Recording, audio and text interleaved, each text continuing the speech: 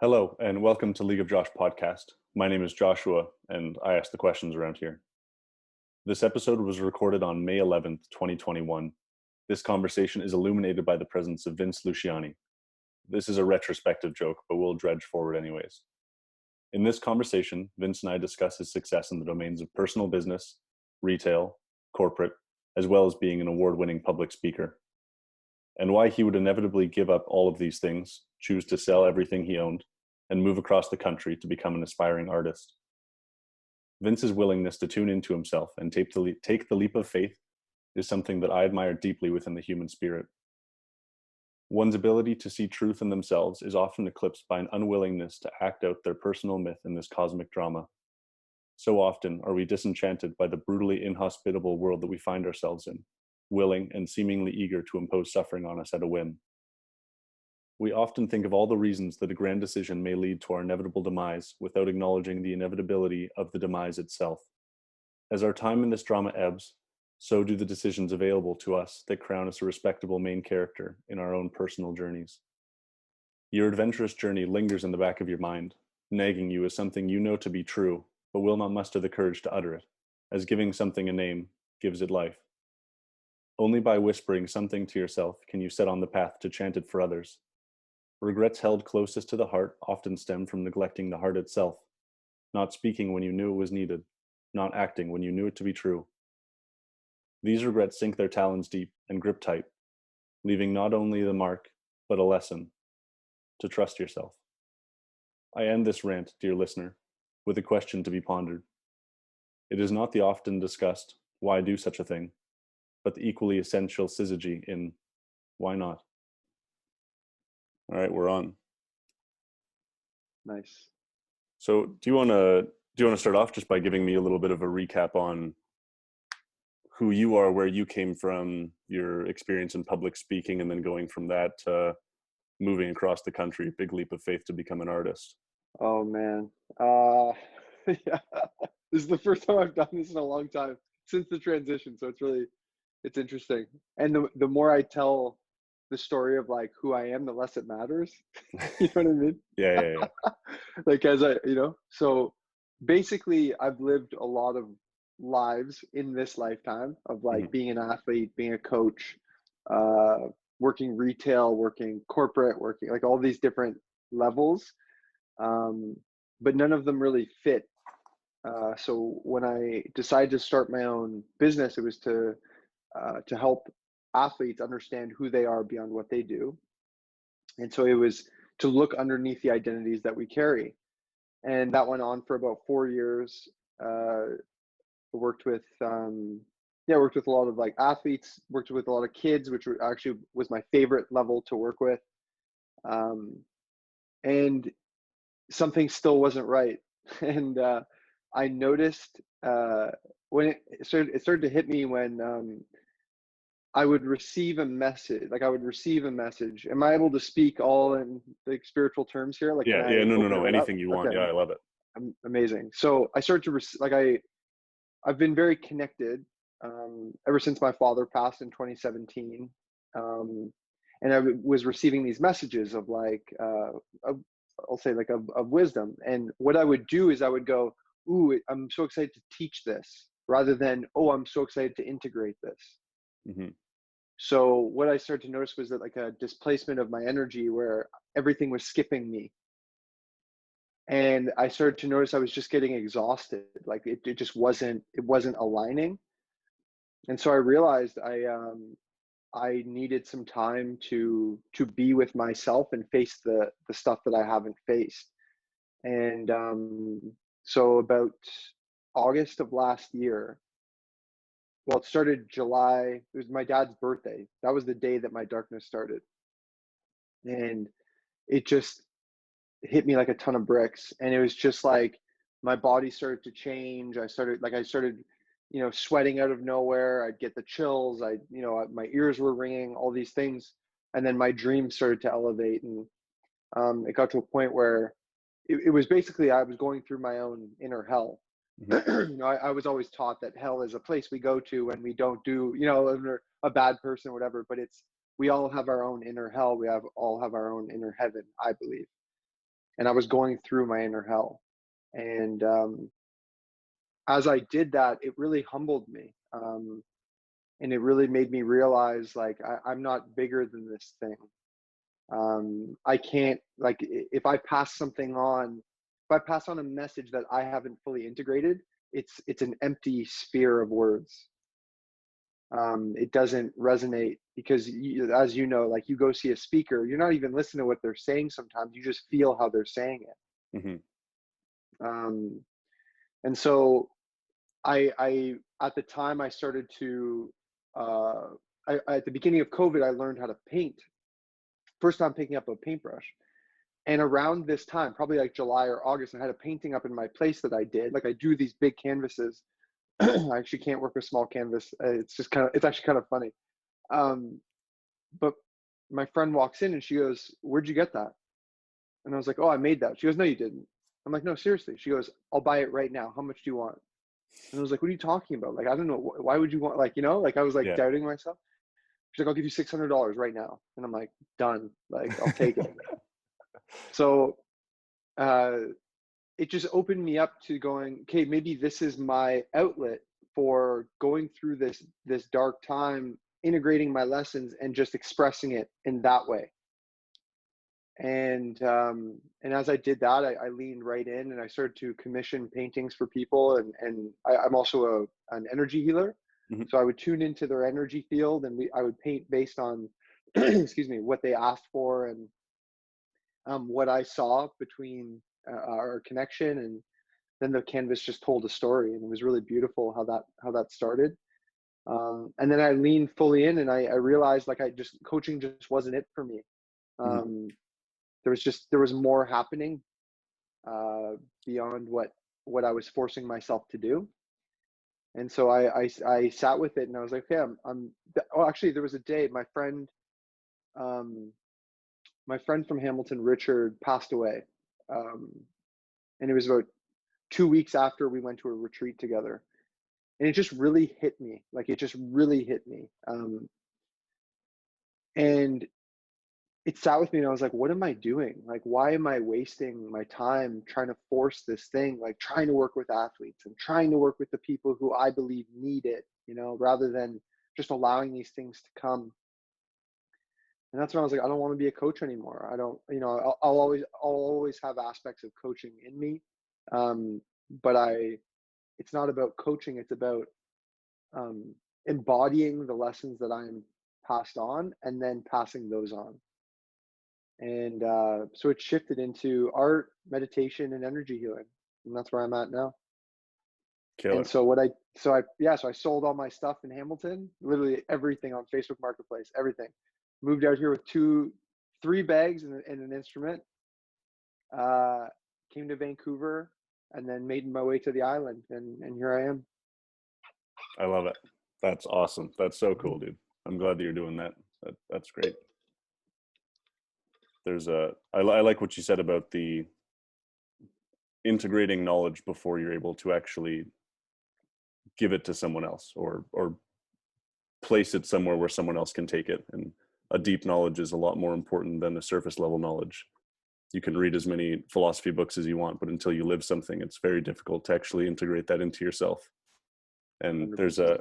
there's a Zen parable that I really like, where it's actually related somewhat to Vipassana meditation, which is a very deep form of meditation where you're taking a vow of silence. And the idea with that is that you don't bring any information out, and you don't let any information leave.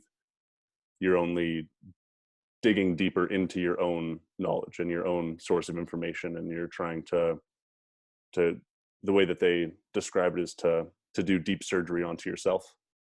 Mm. And so in that, a part of the inability to speak to others is that if people were able to speak, and this actually happened during my Vipassana, was one, people would talk to each other occasionally and they would tell each other what they were experiencing. And I wasn't around for this. This is something that I found out post hoc. So I talked to someone, and after the retreat finished, he was bawling his eyes out, just crying, because he had talked to someone else about the experience that he was having. And so he felt that his experience wasn't what it could have been, because he asked his friend what he saw, and his friend told him what he saw. and then he desired that, he wanted that. So then that took away from his experience. And the Zen parable is that you don't pick all the fruit off of a tree, and if you are a tree, you don't let people pick the fruit off of you. You wait until you grow more, and then you can actually have more fruit to harvest for people while keeping it for yourself. And so I really love that, what you said. That's very, very nice. I'm curious as to not only the emotional response, but your physical response to, quote unquote, not doing what felt right. That thing that seemed to be a slow burning chord in the back of your mind, where you realized this isn't it. You went through, as you said, you went through corporate, retail, coaching, athletics, and every single time you realize this isn't it. How do you convince yourself to take a leap of faith in which you don't really know what's next, but you know that what you're doing right now isn't it? Mm. I think, no, I don't think. I know for me, that what you just asked is the experience of life. It's Mhm. like believing that there's something greater than me that will hold me when I'm willing to take a risk, that will hold me when I'm willing to let go of everything I've been attached to. And I've always been terrified of that unknowingly. Like I was like, oh, I'm fearless. Like I'll take care. Like I'm good. Like, yeah, I'm not attached to this. I'm not, but like when you really, really let go, your body is like, nope. Like we got to like, you're attached to that Mhm. because you're grasping for it, right? Or not you. I am grasping for these things. Um, and that was it. Like there was like, am I willing to believe that there's something greater that will hold me on the other side of this? Because I know this isn't it for me right now. And I found once I took that leap, it's so funny because the ego is so funny. It's like you take the leap and then it works out, and you're like, oh, I've taken the leap. I know how to surrender now. And then all of a sudden they're like, well, here's the next stage. Do you want to go in this one? And you're like, no, no, not yet. Yeah. And it's so funny, and it's beautiful though because the more I started to practice that surrender, and painting is such a beautiful um, exercise for this because there's I found that there's times I paint where I'm like trying to make it like exactly how I want it to be, how I want it to be. Mhm. And then there's times where I just let go. The times I let go, it's the best fucking painting. Sorry, I shouldn't have sworn. It's No, the no, you best can swear. painting. You can swear. Okay, okay, Yeah. cool. It's the best painting. It's like so beautiful. You can feel the energy. But when I try really hard, it's like something just doesn't add up. Mhm. And that's where um that's been my lesson right now in this process of just letting go. Every time I'm trying to force something, right now I'm building my website Mhm. and my body's just caving in after like 10 minutes. I'm like, well, what is this? How am I gonna get out there? How am I gonna, like, and I'm learning such beautiful lessons. Like because my big thing right now is, okay, I feel really full in terms of the fruit on my tree and I want to share it. And I'm like, well, who am I going to help? And so I've been asking, like, please just send me who I'm supposed to help. Random people come up to me in the park while I'm painting outside, and they're like, hi, how are you? Like, do you blah, blah, blah. Like, we start chatting, and then I'm like, I'm like, oh, shoot, maybe I can help this person. Mhm. And it's being sent to me rather than me reaching for it. And that's been the lesson. Um, so I don't even know if I answered your question. I went off on a tangent, but No, that's the best way to do it. We're exploring the unconscious here. that's it. I I think that you make a really cool point there about being so full that then you can give away. I think that that's something that people don't really think about. When you reach a certain amount of, whether it be material good or emotional enlightenment, it's something that you actually want to give away. And that was something consistent with Gautama Buddha, was that once he reached enlightenment, he actually wanted to give it away. He didn't want to hold on to it. And that's something we do with happiness as well. When you're as happy as you possibly could be, you actually want to give that to other people, and you want to bring people in to experience that. It's so counterintuitive to what people might think about happiness in that experience, is that you actually don't want to keep it. You don't want to hold on to it. You really do want to allow other people to come into that emotional sphere. Mm,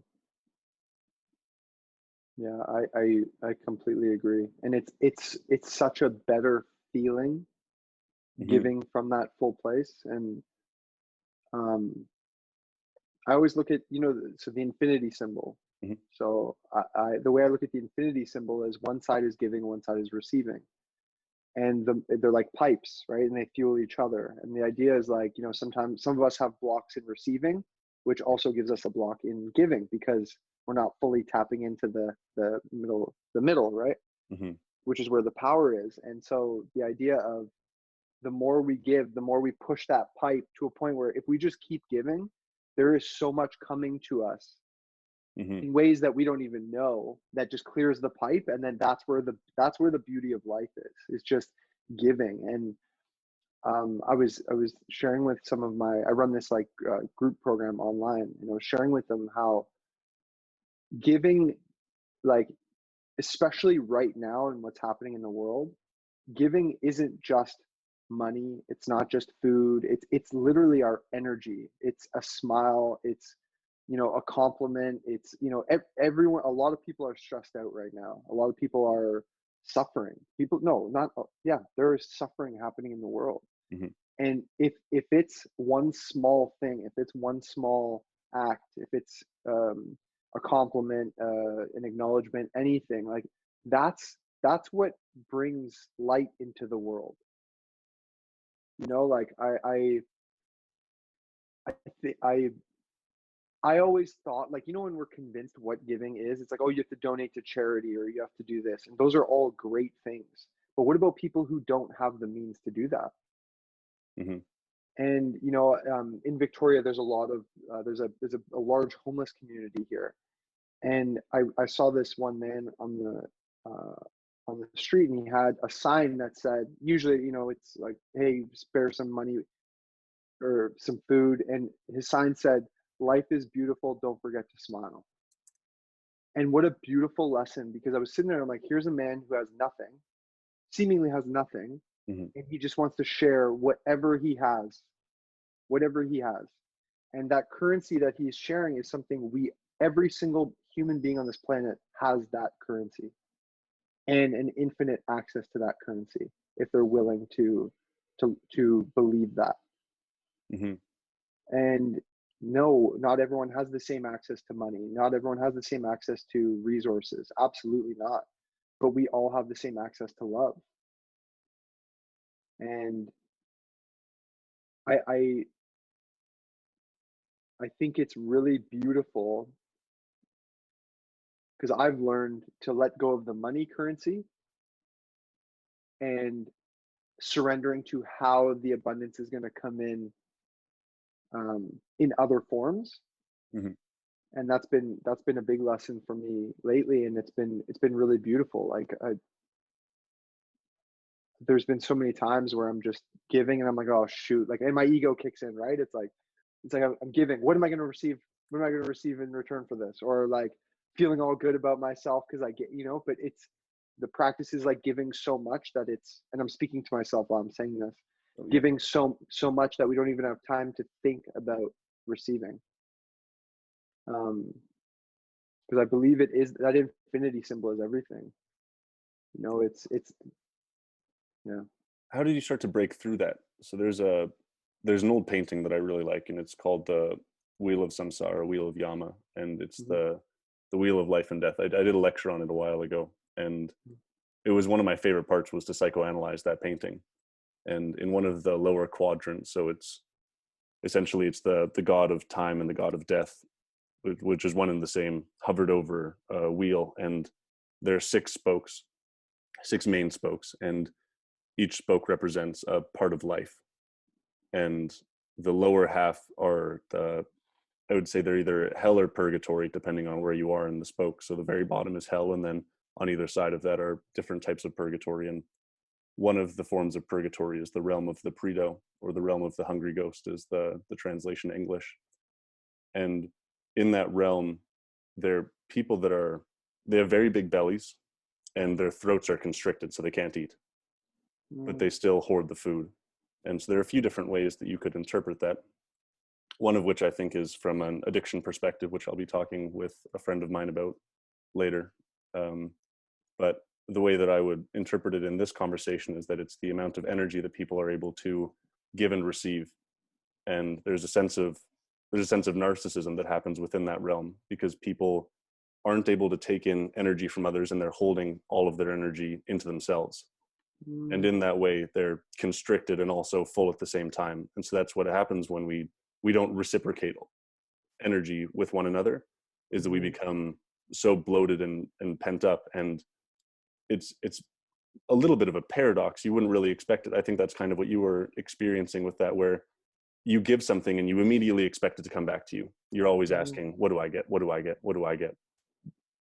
But it sounds, and correct me if I'm wrong, but the experience that you had is that by giving without the anticipation or expectation of reciprocation, that was actually more valuable to you than what the latter would have been, which is you hoarding things and not giving energy to others. And in that sense, you don't get energy back. And as you said, that's kind of the block in the infinity symbol. 100%. 100%. And as you were saying that, I was thinking of, like, if that person is an infinity symbol, it's like one side is so full and the other is completely closed. So it's not really an infinity symbol. It's just block. It's just going back and forth like this, right? Yeah. Yeah, 100%. And it was interesting. The other day I had this experience where because that's what I'm trying to deprogram within myself, because if you think about it, that's conditional love. It's like, I'm loving you so that I receive something in return. And if my goal is to bring my heaven to earth, it's about unconditioning the conditions I believe I've taken on. And what I've learned was I was giving to someone, and the message I received was, you are nothing but the light that you are giving. And anytime that I believe that I am, how do I even say this? Anytime that I believe that I am something else, it's just my ego. And the idea is that anytime I hold myself back from giving to someone, because we all have those thoughts. It's like, you see that person who needs help and you're like, no, it's going to look weird, or it's going to do this or whatever, which is just our ego. But if I don't want to say everyone, if I just keep giving in every opportunity that I have, I'm being the light that I am, which is not Vince. Right? It's such a funny thing to think about when we're like, what do you mean not you? Like, but the idea is, like, we're all underneath. We're all the exact same element, and the best way to practice that element is to give it. Because it's kind of like, this is my favorite thing. Pay it forwards. So it's like, I love pay it forwards, but it's not about, this is the thing I've learned about pay it forwards, is it's not about the item. It's not about the coffee. It's not about the buying something for, it's not about that. It's literally giving someone something that was not expected, which increases belief, right? And that's belief in something greater. That's belief in love, belief, whatever we want to call it. And so what we're actually paying forward is belief. Because if you think about it, how many times you hear these stories where it's like, oh my God, like, and think of it, no one loses anything in pay it forward. That's the best part. You know what I mean? Yeah. Like, it just keeps getting passed on, and everyone gets the feeling, they get the thing, and they get the feeling behind someone giving to them, which is God manifesting through people. Like, that's how I see it. And it's the best thing in the world, because it's just such a small gesture. But what's really funny is, we as humans, anytime somebody wants to offer us something, it's always like, well, what's the catch? I was always taught, if it's too good to be true, it probably is. And now I'm starting to switch it to, if it's too good to be true, it's probably God. Oh, I like that. Because it's one of those things that really made me, like, throw up a guard with people.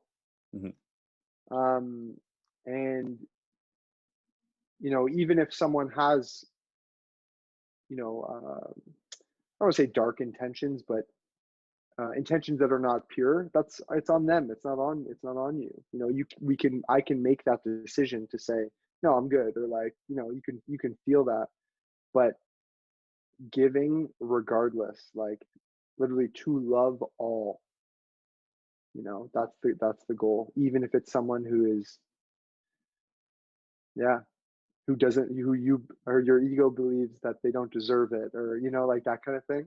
Hmm. But yeah, yeah. Right. Well, what is it? To light 1,000 candles with a single candle won't dissipate the flame of that one candle. Yeah. How do you think that you started to get into the more spiritual aspects of your own personal development? So when my dad passed, it's actually a really funny, not funny, yeah, everything's funny. My dad passed, and when he was in the hospital, someone gave him a rose quartz crystal, which I didn't know anything about crystals. I was like, whatever, you know, like I'm sure this isn't gonna work. Like I was like totally skeptical. Hmm. Um, and when he passed, I took the crystal and I put it in my pocket, kept it in my pocket all the time. And I had a call with a grief counselor who not turned out. I knew that she was a medium, but I wasn't expecting anything. Um, and over the phone, she calls me and she goes, "Hey, before we start our session, I just I'm just curious. Do you have a rose quartz crystal in your pocket?" And I was like, "Yeah, why?" She goes, "Because your dad wants you to know that he knows you have it." And I was like, "There's nothing. I didn't post it on social media. I didn't tell anyone. No one knew that I took this thing." In that moment, I was like, "I don't care what anyone says. It doesn't matter. I believe in this thing, whatever this thing is, something beyond what we see." Hmm. And then I got my Reiki certification, level 1, and then level 2, became a Reiki master. But in that time, I didn't realize this because at the time I was still coaching, but I started to create these modules. I started to see these visuals of these lessons, and I didn't realize that it was my form of channeling. So somebody would be speaking, and your words would literally form these visuals in another place Hmm. that I saw while you're speaking. And I got to a point where I was like, okay, this is coming from somewhere else. This isn't just my brain that I've like, okay, I did this, therefore I learned this, and now I'm distributing this. I'm getting guidance from somewhere else. And the day I realized it, I was in a high school and I was teaching these kids, you've done the exercise, the who are you exercise. And Hmm. we were doing the exercise, and this kid gets to the end and she's having a hard time coming up with the word of who she is. And I saw this, she said, "I'm strong." And then I got this visual of like a needle, like steroids. And I was Hmm. like, okay, but if you were, say you were strong and you were on these steroids, what would the steroid, what would like the needle be filled with? As like a joke, like it was kind of funny, right? She Yeah. starts laughing and she sits there and she goes, she has this realization. She's like, love. And it like, you know, when you could see like a deep understanding, like there's like the mind where it's like, yes, thank you. Like I hear what you're saying. Hmm. It like hit her. And I realized it's like, that's what she needed to hear in that moment. And I was like, why is it that I don't, it's only with certain people that those visuals come through for. Hmm. And it was like, it was always like children or adults that have tapped into their inner child. It's like people who are just open. Yeah. You know? But then I started to embrace it when I started to, uh, I would take mushrooms in ceremony. I did ayahuasca. Um, and those were great gifts for me. Um, I don't believe I'll be doing it's not something that I wish to do again. Hmm. Um, but that's right now. I don't know. But it broke open um, my consciousness because I didn't realize how closed I actually was. And what was your experience with that? What makes you say that? In terms of In terms not of doing it breaking again. open your no, in terms of Oh, breaking open your well, that too. I'm very interested in that as well. But what's the thing that you felt broke open your consciousness? so I'll never forget this. I was dating a woman, incredible woman, who introduced me to mushrooms. And I remember we were talking about like how I was still grieving my dad, but my heart was so closed, like I didn't know how to express it. And so we took them, and I'll never forget it. I saw a black gate, and it was my heart, Hmm. and it was just slowly caving, and then the more I would breathe into it, it cracked open, and rainbow just started flying out of my heart and into my heart. And could not stop crying. I could not stop. And it was the first time I saw my subconscious, Hmm. and I was like, "Oh my gosh, what I'm seeing is how I feel." Like, you know, when you make that connection, it's like, "Oh, wait a second, like that is my heart." Um, and so I opened up to I really that helped me surrender, because I the things I started to see, I was like, "Okay, there's something more to this." It just kept like that's what kept pushing me along the journey, was there's more to this. Because our mind keeps like, and this is what I'm learning right now at a really deep level too, is our mind wants to comprehend this thing that we're all governed by, but the thing that governs us, we created us, so we can't comprehend it. Right. And the more I do that, the more I suffer. And but when I can understand my system that I have with like my link between my consciousness, my subconscious, my unconscious, and my body, which is my subconscious, I it becomes a more freeing experience, because I now govern my own healing. And that's what broke open in that experience, was I was like, wow, I can heal myself. And I didn't know what that truly meant at the time, because I would see these things, I would go, whoa, there's like darkness and all this. And then I had a few ceremonies where it was life shattering in the best way possible. Um, and that's when I realized, I was like, okay, this is a lot deeper than anything I've ever understood. And everyone has their own journey, so I try not to share too much in detail. Hmm. Yeah, Um, absolutely. Don't feel pressured to at all. yeah, but and it's not for everyone. I know that too. Hmm. You know, there are people that have awakened without the medicine. There are people that have awakened with it. Um, but you know, I always say, whatever calls to you, you know, because if it doesn't call to you, don't force it. Hmm. Um, Well, I think that would segue into my next question is why do you think that you don't want to do it now? I mean, as you just said, those are some, I think what anybody else who hadn't done any psychedelics before would listen to that and say, wow, what an experience. Why wouldn't you want to have that on a weekly basis? yeah, And there are other caveats that mushrooms don't seem to be addictive, or psychedelics don't seem to be addictive as are yeah, cocaine, and they seem to have lasting effects such as an increase in trait openness and decreases in depression.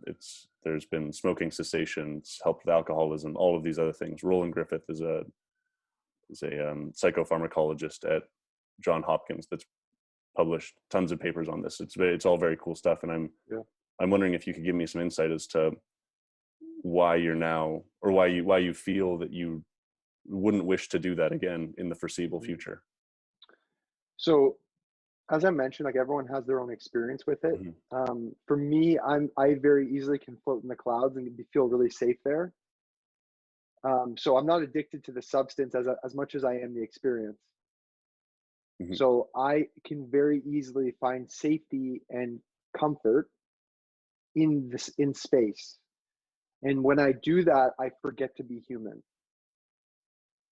And so for me, my lesson is the opposite. It's the integration. How do I bring all of this here? Because I've played in the clouds for far too long, you know, and it's like, you know, it's almost like I believe in the rainbow bridge. I believe in the bridging the fifth dimension to the third dimension. And in order to do that, I must build a bridge of relatable materials so that people are willing to cross that bridge. But if I'm staying on that island,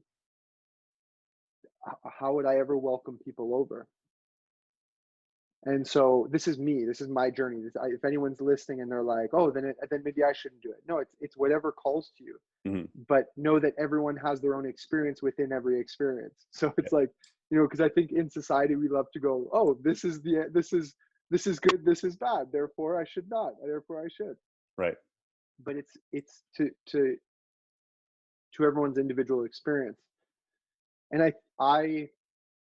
I'm just at a point now where I feel like I can get to that point.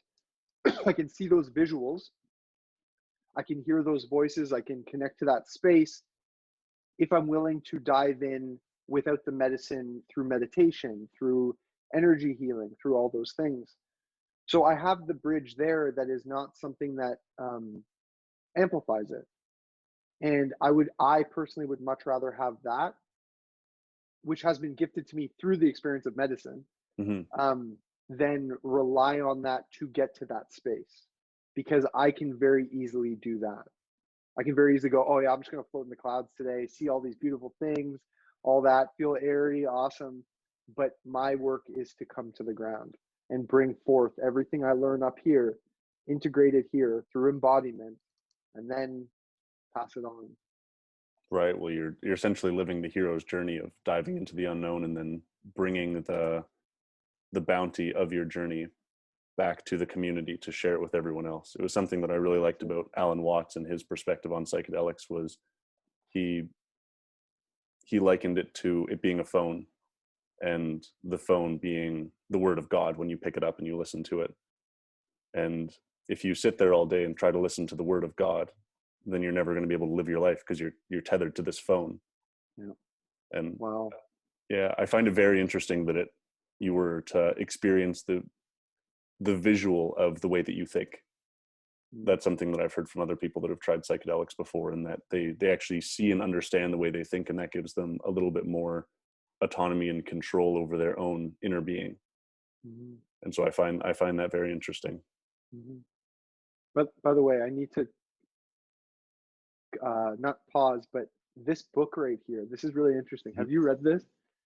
I feel like you have. Oh, I've seen that so many times. I haven't Okay, read it though. by no fluke, it was just sitting there. Had no idea. I honestly had no idea, but Hmm. it just called to me. But it's Ram Dass and Yeah, everything you're saying, I have read in this book this week. So it's just I just feel like crazy. I just need to share that. So That's it's awesome. remember, be here now, um, from the Hanuman Foundation. Yeah. So I just Well, wanted to share that. yeah, Ramdas Um, was one of the. I think that outside of Leary and McKenna, he was one of the people that made the spiritual awakening a little bit more. He gave more nuance to it, I think, mhm, and I think that he did that in a similar way to you're discussing, where you hear it, you hear the call, you pick up the phone, and then you put it down, and then you go and try to find it through other ways. And a thing that I like what you said was having the understanding that it's there gives you more ability to reach out to it through other means. And I do think that psychedelics are rather brute force means of that type of spiritual experience. It's a religious experience, really. sure. And I think that people experience it through meditation, people experience it through prayer and all of these other means. So it seems to be hardwired deep within us, and it's not something it's far from trivial. It's Hmm. something that's really deep. Yeah, it's something that can't even be explained, only felt. Yeah, absolutely. It's beautiful. I want to understand a little bit more about you in the sense of how you would define yourself. And the last time that we talked, you described yourself as love, similar to that girl. Hmm. And well, she was strength, and then love was the injection for that love, or love was injection for the strength. And do you still define yourself in that way? And can you kind of give me a rationale for why you started to take on that perspective of not defining yourself as something transient, rather something that is solidified within you and something that you can embody on a both spiritual and daily basis? Hmm. So The quick answer would be no. I define myself as nothing, therefore I am love. Um, Love it. Tell me about it. so the big thing I've learned is like I said, it's like if I try to be me, it's like my purest spirit is sitting in the background going, okay, what about me? And my purest spirit is love. So when I am fully present, my purest spirit steps in and goes, all right, who we giving to? Who we loving? Mhm. And something I've learned so powerfully in the past year is the identities mean absolutely nothing. Like absolutely nothing. It makes our mind feel good, it makes our ego feel good, but underneath it all, we are all multidimensional beings. And the way I have experienced this is all of a sudden I became an artist, right? That Mhm. label of an artist through expressing my creation onto a canvas. I started writing and singing songs for the first time in my life. So I could call myself a musician now, right? Mhm. So but this is the thing is, it's not about that. I'm not doing it so that I could be called an artist. Like I'm not doing it. I'm looking at all these things as vehicles of light. So the more I let go of who I think I'm supposed to be, the more I allow that light to come through. And there's been so many times, my friend and I here in Victoria, we're very like loud when we're in public. Mhm. And there's been this thing. It's so cool because I don't know any other people here, so I could be myself. But there's always been this thing where I'm like, oh, are we being too loud? Because Vince is a guy who behaves, and Vince is a guy who is a good boy, and like all these things. And I'm breaking through that now to be like, fuck it. Like I'm just gonna be myself. And if it triggers someone, it triggers someone. But what it's been doing is it's been attracting the most beautiful people. And it Mhm. attracts the most beautiful experiences because there's gonna be 10 people who sit there and judge you, but there's that one who's like, yo, you're my kind of people. And it's light finding light. And Yeah. but what I've learned is the more I go, I found even when I look back at that exercise, it's beautiful to see like we're all everybody's answer was always a branch of love, which was really beautiful. Mhm. But it was where they were at in their journey. And that's where I was at my journey is I was like, I'm love. But not realizing that when I'm nothing, it just comes the love is the natural byproduct. Mhm. And that's been that's been a journey for me and my ego alone because it's like, well, I spent 4 years building this whole program and like there's this whole thing. And realizing that like I I would hope that I brought people to where they were at. And even if they disagreed with the exercise, if they whatever, that's where they were at. And so I can't, fault myself for that. Um, but where I'm at now is I'm nothing but light. And like sorry, I'm nothing, therefore I am light. Because and anytime I try to be something, I'm not light. That's the work for me. Mhm. How Oh do no, you I'm not the go ahead. sorry, no, you finished that thought. I was just gonna say like, oh no, I'm not the guy who dances, therefore I can't dance. It's like, well then you're blocking a way of light coming through you. Mhm. Me, sorry, me. You can say you. That's fine. I use that often. How do you practice that? How is that something that you work your way into? Because I understand the difficulty of putting yourself out there, and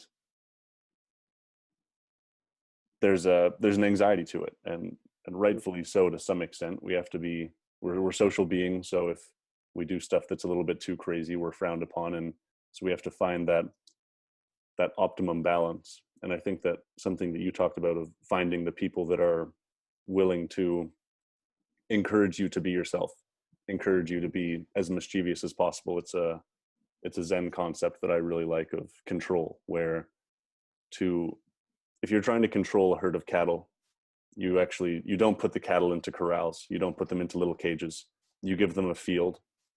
You take that location that would have been a corral, a barn, and instead you turn that into a field. And in that sense, you have a broader control of the cows, but they're controlling themselves within it. Mm, I love that you started with anxiety and then went to control, because what I believe is anxiety is worry about the future, right? Mhm. And the opposite of control is trust.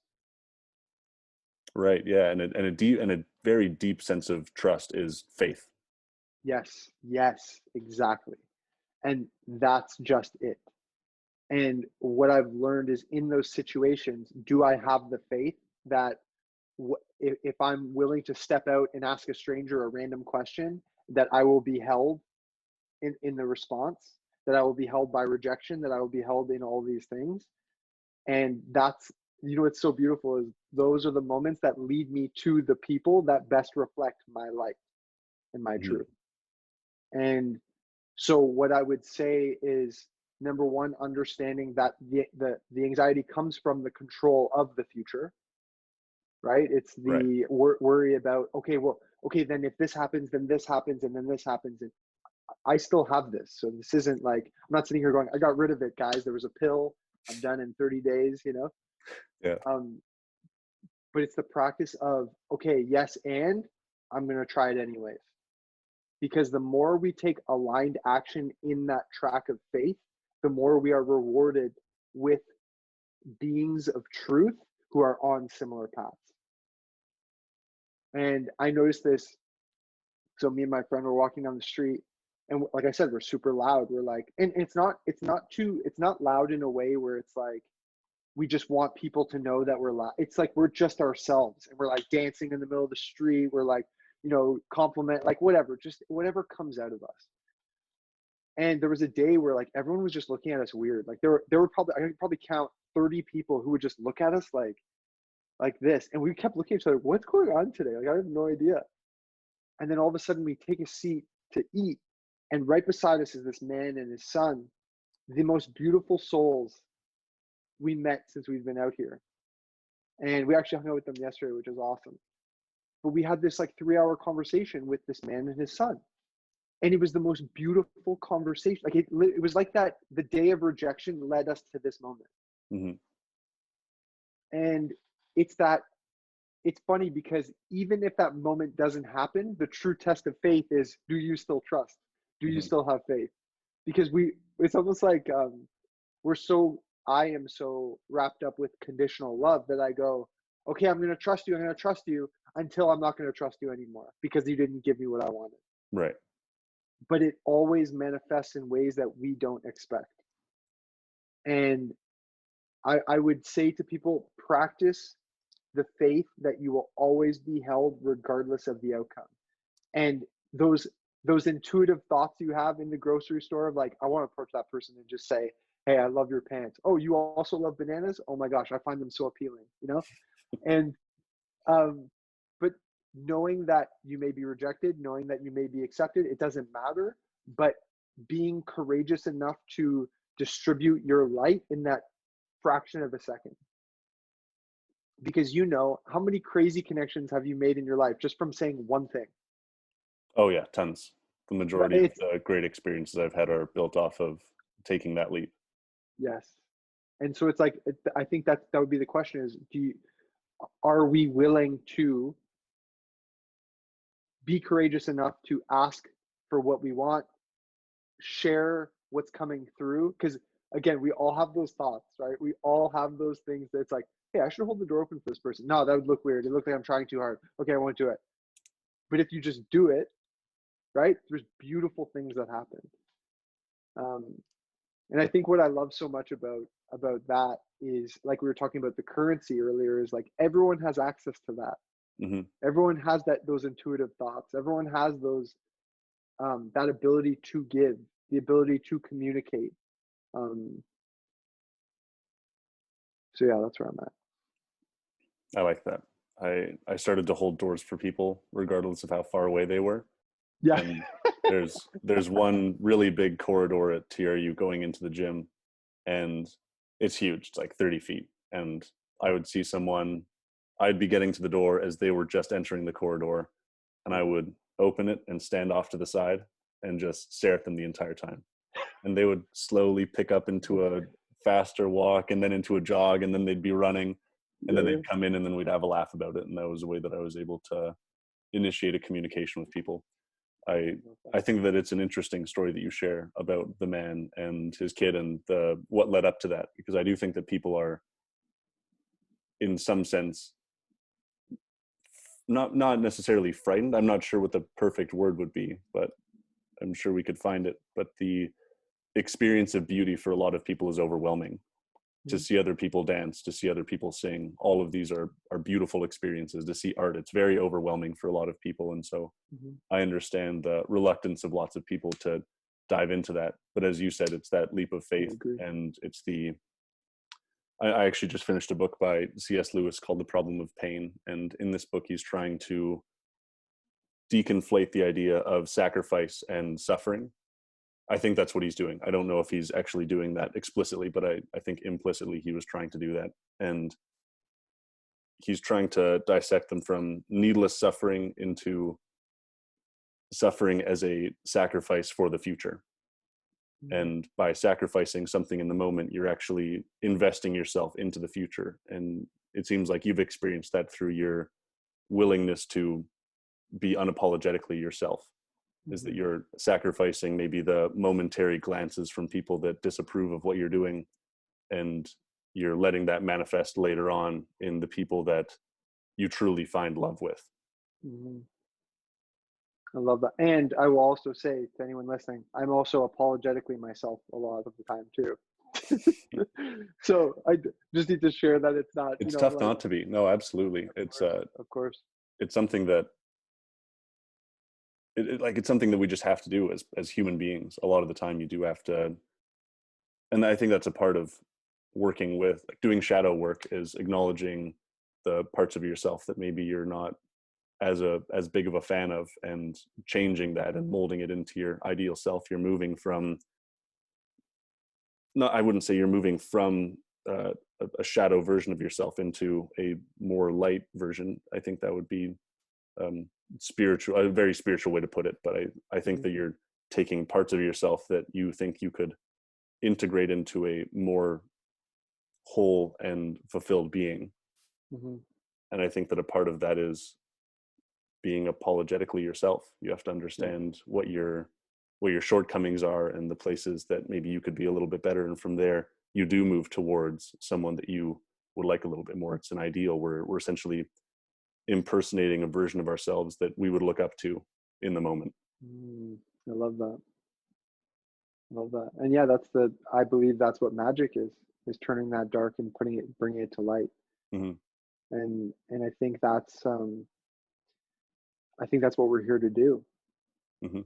and um, I brought this up last week on this call of like the darkness in the world is a manifestation of the internal darkness that the 7.4 billion of us carry.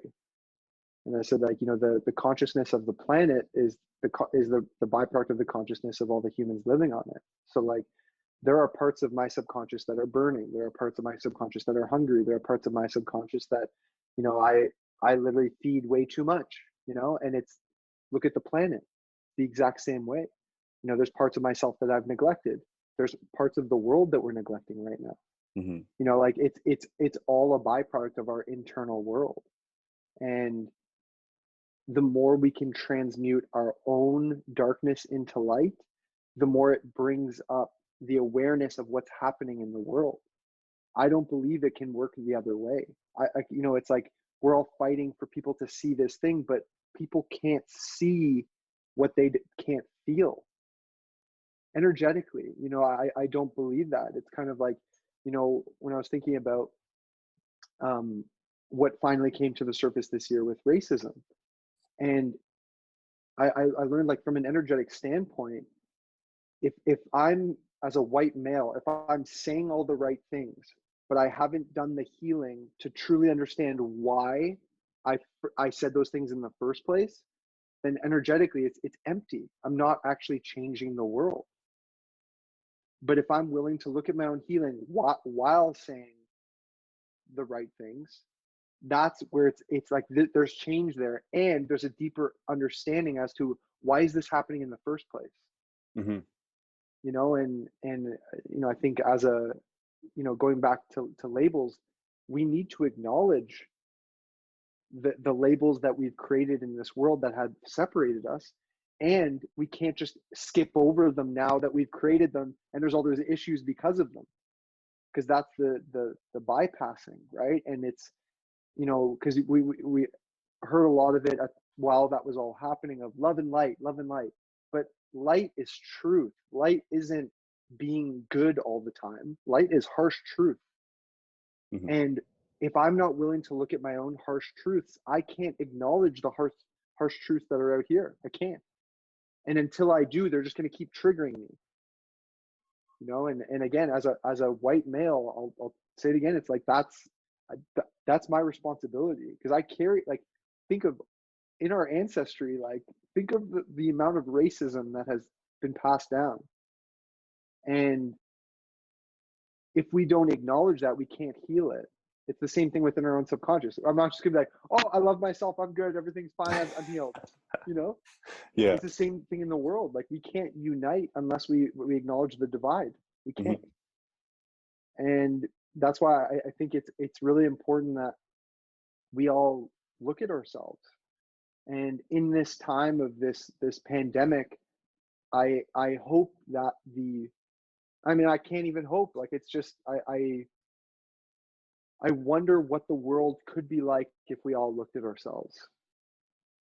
And I see so many structures crumbling, and a lot of people believing it's bad. And when I talk about structures, I mean certain things like the school system and professional sports, and like there's certain leagues that are. And I also have always had this deep knowing that if we all let go of everything, the truth will literally present itself. Mm-hmm. And I'm not saying that certain things that are, I'm not justifying everything that's happening right now. I don't want to, like, this isn't a blanket statement, but from a truth perspective, when we hang on, like when we hang on to parts of ourselves, we're neglecting the truth and the light to come through us. And I think that's what's happening in the world right now. And I really hope that we all take time to look at ourselves. Yeah, that does seem to be the place where it all starts, at the individual level, which I think is very frustrating for people to hear, because how do you make global change at an individual level? And it sounds like such a daunting task, but it seems to be the only thing that actually works. And that was a quote that I heard the other day that I really liked, was to get your house in order is actually to get your passions in order, to understand what your priorities are, and to develop a more complete understanding of yourself, so that you can then enact that understanding onto the world. You have to really understand who you are and work through your own shadow and through your own self before you're able to impose that onto other people. Similar to what we were talking about earlier with the fruit, you have to have your own fruit and enough of it before you start giving it to other people. And one thing that, I'm not sure when you and I talked about this, I'm not sure when you and I actually met, maybe it was around 2017, maybe around 2018. Yep. Something that I thought that you had you understood it very well, and it was, you had gone through something, and then anytime that thought came to mind, you instinctively went for your phone. And it was something that you did consistently, but it was something that you acknowledged. And I thought that was very admirable, was your ability to acknowledge something and understand what you were doing and why you were doing it. And in that way, that was your way of initiating change. Still happens. Yeah. I think it happens to everyone. I think it's it's an easy out. But I think that first step of realization, as you mentioned it, was that's the first step towards that. Is, this is what I do when I'm sad. This is what I do when I'm feeling anxious. This is what I do when I'm feeling depressed. And then trying to extract those things from one another and say, what is this thing that I'm reaching for? What is that doing to me? And what is this trying to tell me? Because I don't think that depression and anxiety are psychological disorders. I think they're warning signs. I think it's a big sign that says, okay, you're becoming depressed. This is another thing that I talked pretty in depth about in the lecture that I gave on the lecture was called Ego is the Ally, and it was trying to develop a further understanding of personal development and using a bunch of different religious and spiritual and neuropsychological, all of these, taking from all these different fields and throwing them all together and saying, how do we develop as people? Mm-hmm. And so another part of that painting I was referencing earlier is the very bottom is hell. And in Buddhism, there are 18 hells. So 9 of them are fire and 9 of them are ice. So I think the difference between those are anxiety and depression. And the feeling of depression, when you start to get cold, it means that you have to move. You have to get up and do something and move around. And then with anxiety, I think that it's more of a, as you were talking about, it's something that you have to really dive into. Anxiety is something that tells you what could go wrong. And I experienced that quite a bit. I'm a negative visualizer. I negative visualize all the time, and I can't really ever stop. I think it's something I got from my mom. When she was a kid, she would practice doing things with her feet in case she ever lost her arms. Wow. That was the extent of negative visualization. I do a lot of stuff with my left hand in case I have a stroke and lose the motor function of the right side of my body. Wow. Yeah, that's something that's fun to live with. But it really does become fun at some extent, because I get to understand all of the things that potentially could be if things go absolutely awry. And so I'm always a little bit prepared for that situation. So I'm never exactly thrown through a loop when things hit the fan. But I think a part of that anxiety is understanding what could go wrong and then pushing through it. Anxiety is something that you have to, it's a dance, right? It's not something that you're beating it down and fighting with it. It's something that you dance with and you say, well, this makes me anxious. Going and talking to this girl, that elevates my heart rate. My palms are sweating. I have really clammy hands personally, but I have to shake this person's hand. I have clammy hands. Now they're going to get clammier. It's something that you have to figure out how to wipe your hands off and just shake the hand. Mm-hmm. So true. Yeah, for me, like as a kid, my safe place was in my mind. Mm-hmm. So anytime there was a moment that was unfavorable, I would run to my room, and I would just sit in my mind, and I would just that was my safe place. And it was but what it did was kept me away from my heart. So that visualization, as mm-hmm. powerful as it is, it's as above, so below. It has it's a double-edged sword. It has a beautiful edge up here, but it also can hurt you down here. And yeah, it's interesting. And I think the important thing is, and as you know, this is to be the awareness in between it. Mm-hmm. So yeah, it's beautiful. Do you wanna stop there? Yeah, for sure. That seems like a reasonable place to end. Mm-hmm. All right, man. Thanks a ton for coming on. That was great. Of course, yeah. What a beautiful conversation. I really appreciate your time. Thanks for making that for me. It's been of course. It's been a few months in the making, and I'm glad that we were able to sit down and do it.